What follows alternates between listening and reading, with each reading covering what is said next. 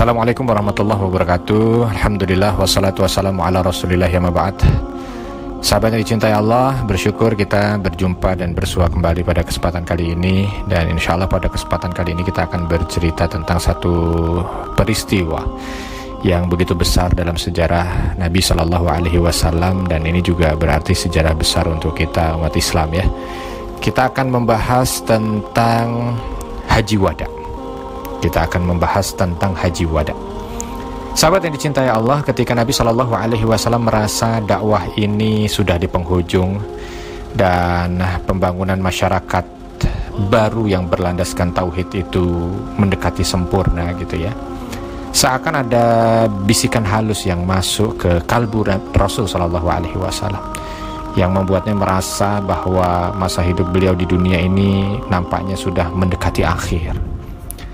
Ketika Rasul Shallallahu Alaihi Wasallam selesai mengutus Mu'adz bin Jabal menuju ke Yaman pada tahun ke-10 Hijriah, beliau berkata kepada Mu'adz, ya, wahai Mu'adz, mungkin saja kau tidak bisa lagi menemuiku setelah tahun ini, dan mungkin pula kau lewat masjid ini, maksudnya Masjid Nabawi gitu ya, dan di sana yang ada hanya kuburanku.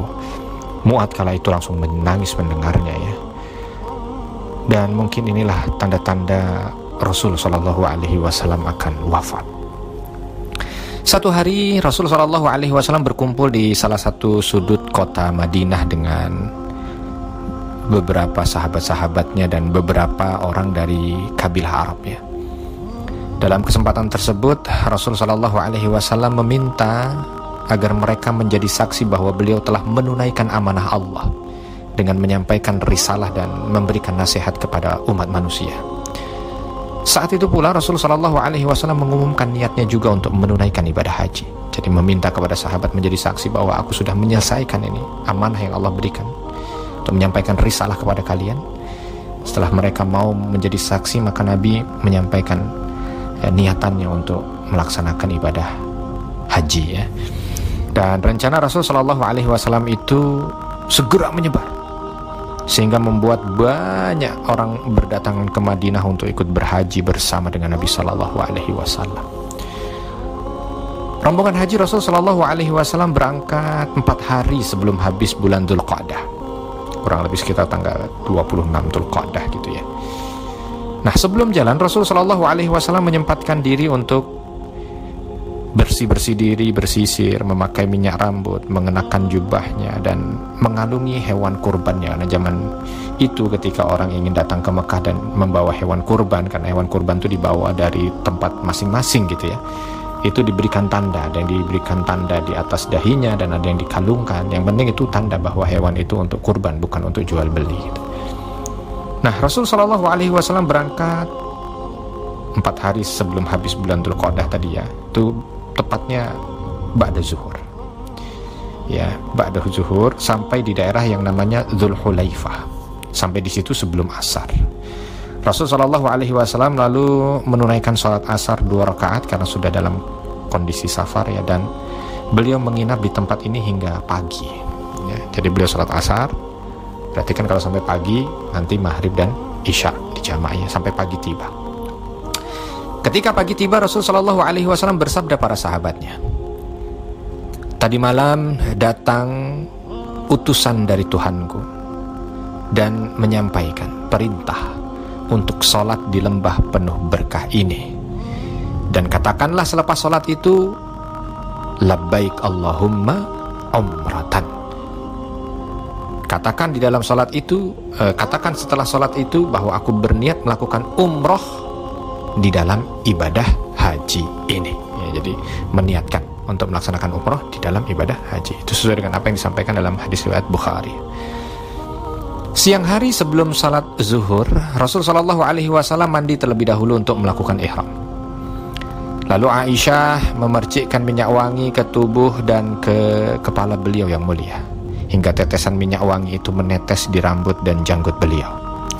Lalu Rasul Shallallahu Alaihi Wasallam membiarkan tetesan itu tanpa sedikit pun membersihkannya.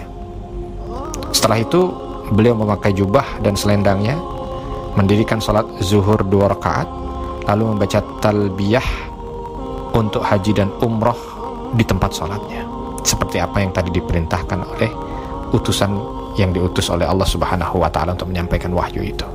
Dan Rasulullah Shallallahu Alaihi Wasallam menggabungkan antara haji dan umroh. Artinya Nabi Shallallahu Alaihi Wasallam kala itu hajinya haji qiran, sambil terus membaca talbiyah hingga tiba di daerah yang bernama Baida. Lalu Nabi Shallallahu Alaihi Wasallam melanjutkan perjalanan hingga tiba di Dzutwa namanya, daerah yang namanya Dzutwa, tak jauh dari Mekah, ini udah lumayan dekat ya. Lalu beliau menginap di Dzutwa dan usai sholat subuh segera berangkat memasuki kota Mekah.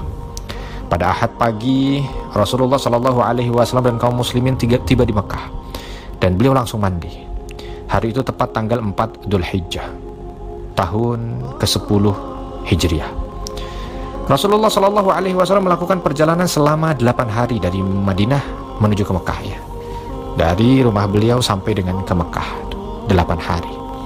Saat memasuki Masjidil Haram, Nabi Shallallahu Alaihi Wasallam bertawaf di Baitullah, lalu melakukan sa'i antara Safa dan Marwa dan tidak bertahallul, karena Rasul Shallallahu Alaihi Wasallam melaksanakan haji qiran ya, dengan membawa hewan kurban juga di sana. Selama di Mekah, beliau tinggal di Hujun ya, salah satu daerah di dekat kota Mekah itu ya, dan Hujun.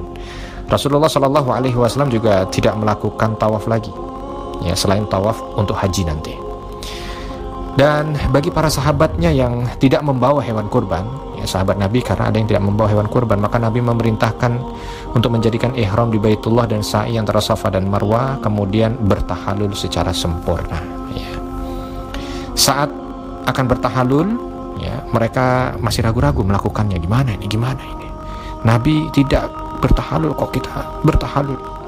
Tapi melihat gelagat itu, Rasul Shallallahu Alaihi Wasallam bersabda, andai kata aku tahu masa depan urusanku dari yang lalu, aku tidak akan membawa hewan kurban.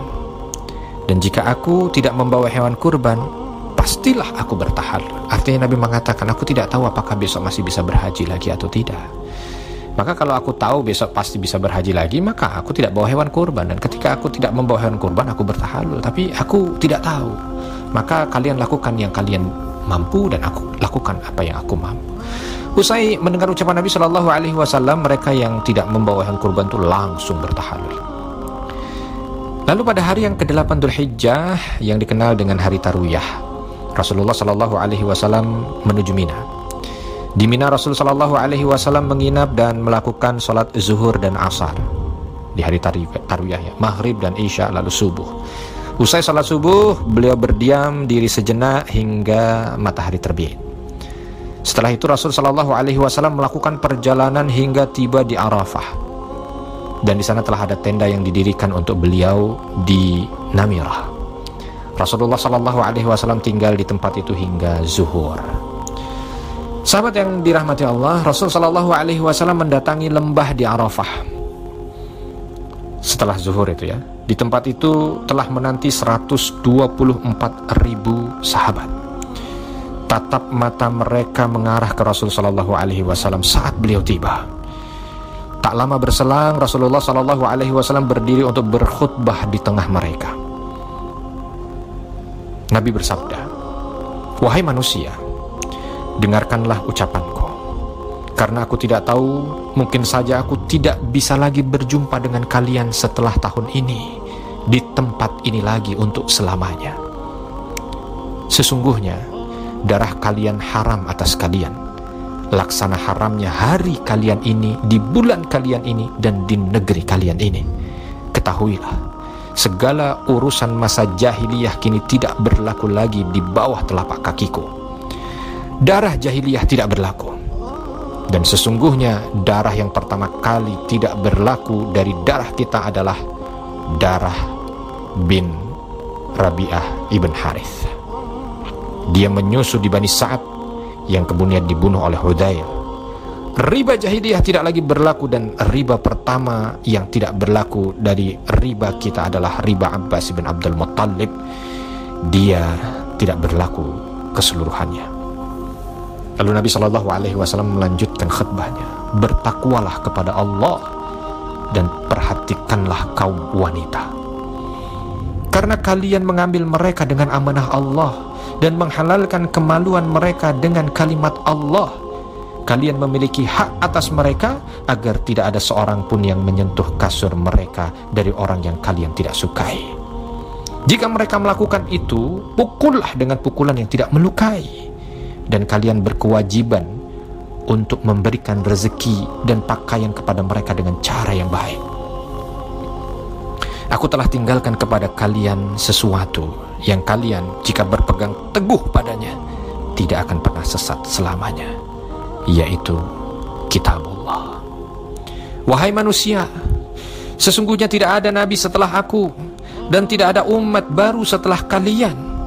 Ketahuilah, sembahlah Tuhan kalian, salatlah 5 waktu, puasalah di bulan puasa kalian, tunaikanlah zakat harta kalian dengan sukarela dari jiwa lapang kalian, lakukanlah ibadah haji ke rumah Allah, taatilah pemimpin kalian, niscaya kalian akan masuk syurga dengan ridha Rabb kalian.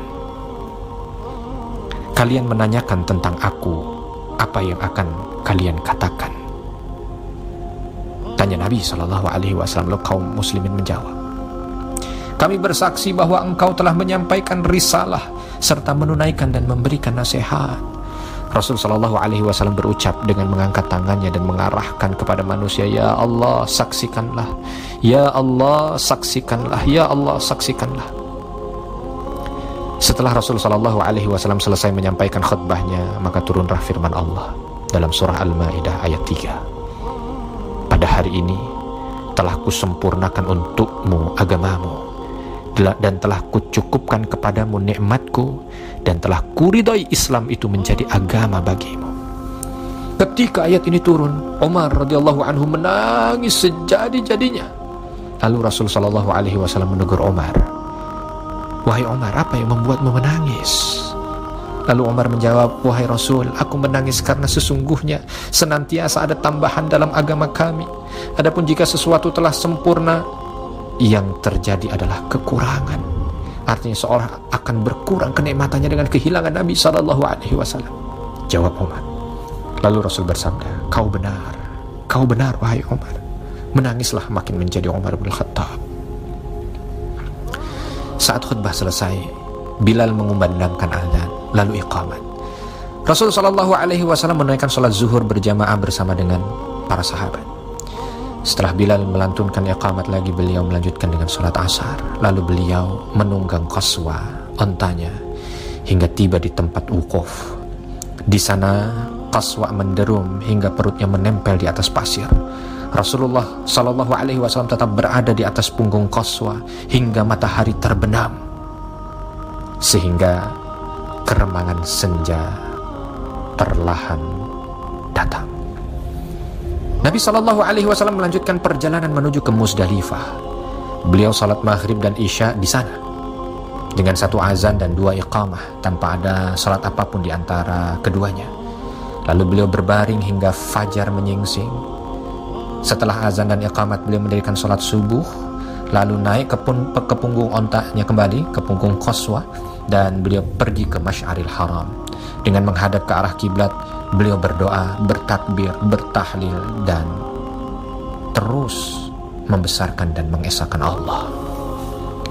Dari Muzdalifah, Rasulullah SAW pergi menuju ke Mina sebelum matahari terbit, dengan memboncengkan Fadl ibn Abbas kala itu, hingga tiba di Mahsyar, lalu melewati jalan pertengahan yang menghubungkan ke Jumrah Kubra, ya. Lalu setelah itu yang Jumrah Kubra ini yang ada di arah Aqabah gitu ya. Kalau yang sekarang ini atau Jumrah Ula itu. Jumrah pertama bukan Jumrah Aqabah atau Jumrah pertama.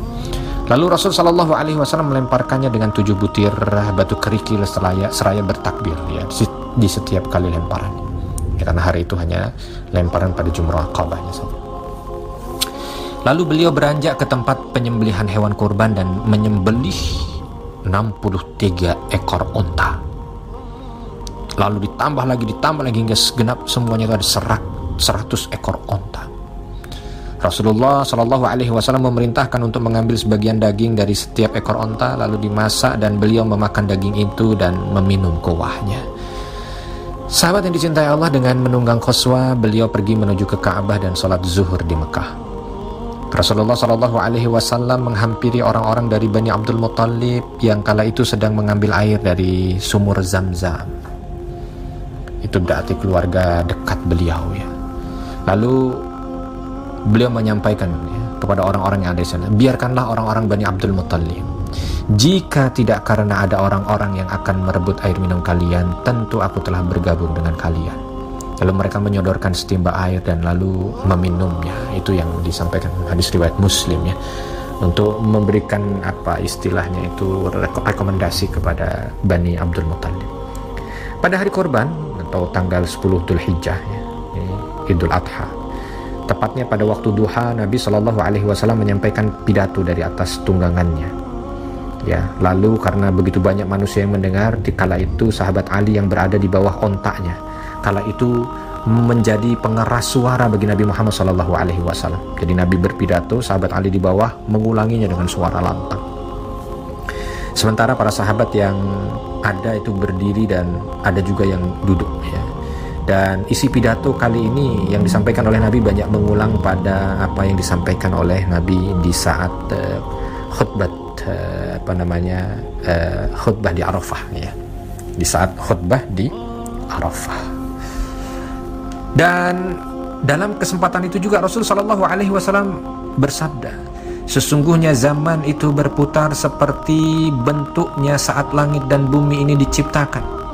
1 tahun ada 12 bulan, diantaranya 4 bulan suci, 3 bulan berturut-turut yaitu Dzulqa'dah, Dzulhijjah, Muharram dan Rajab yang terletak antara 2 Jumadah dan Sya'ban. Lalu Rasul Shallallahu Alaihi Wasallam bertanya, bulan apakah ini?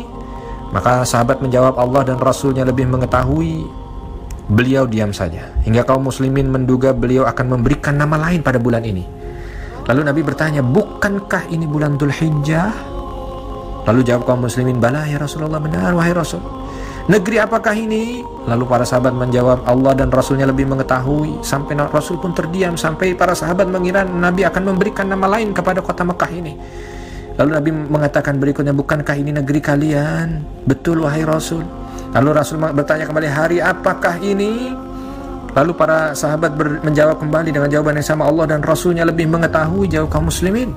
Dan beliau terdiam sejenak sampai kaum muslimin mengira bahwa Nabi akan memberikan nama lain pada hari itu.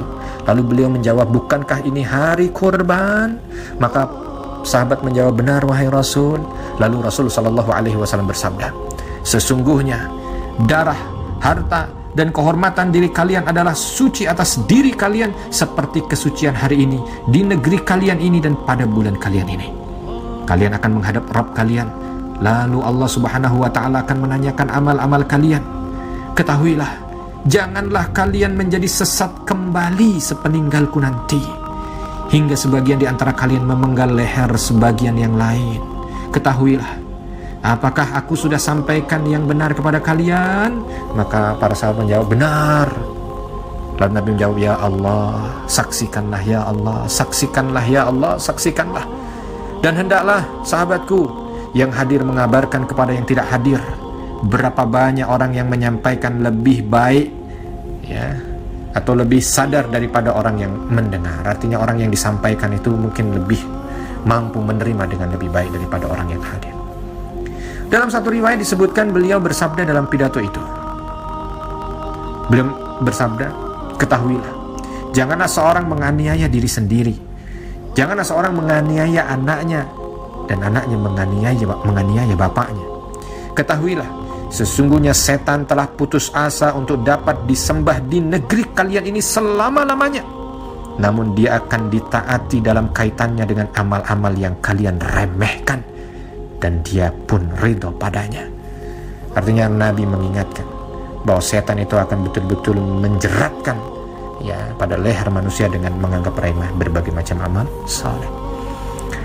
Sahabat yang dicintai Allah, pada hari-hari tasyrik Rasul Shallallahu Alaihi Wasallam berada di Mina untuk melaksanakan manasik haji lainnya dan mengajarkan syariat, mengajak untuk berzikir kepada Allah, menegakkan sunnah-sunnah ya, dan banyak memberikan mau'izah, mengenyahkan tanda-tanda syirik, ya, dan berbagai macam hal yang berkaitan dengan kesyirikan.